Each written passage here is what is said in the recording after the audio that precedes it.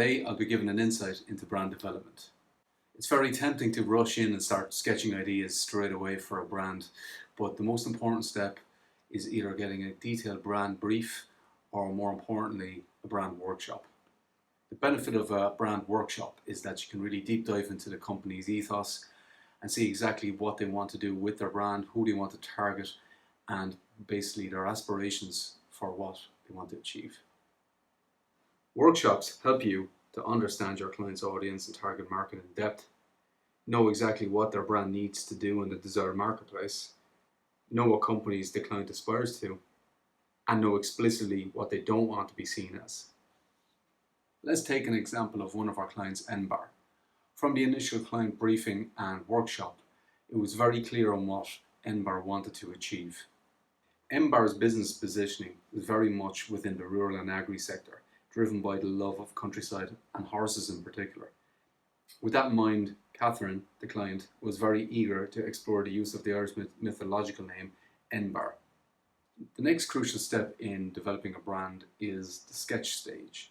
It's a very vital stage because what you had in your head in the initial briefing and client workshop may not work out when you actually put them to paper.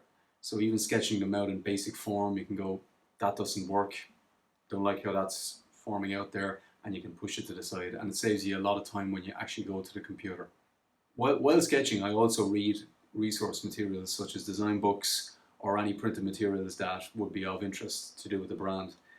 I find that looking back on completed works really sparks some creative juices and might get you in this mindset for how the brand is going to work out. Seeing colours, seeing font usage, seeing how designers have done certain projects can be a great inspiration when developing brands. So once I'm happy with where I got to with the brand, I then bring it over to the Apple Mac. From here I use the sketchbook as a basis, start bringing in the sketches if needs be. If there's any more detailed illustrations that I've done for it, I bring them in through the scanner. Also then font choice is taken into consideration here, colour is brought in. After developing the first options of the brand, they're then put into a presentation where they're either presented to the client in person or we send them on via email.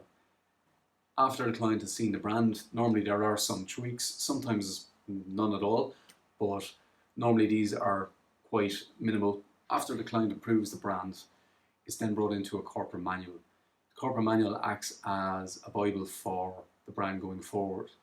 So any company that may use the brand will have to refer to this corporate manual as a guide. For example, a sign company or a print house for colour reference and matching.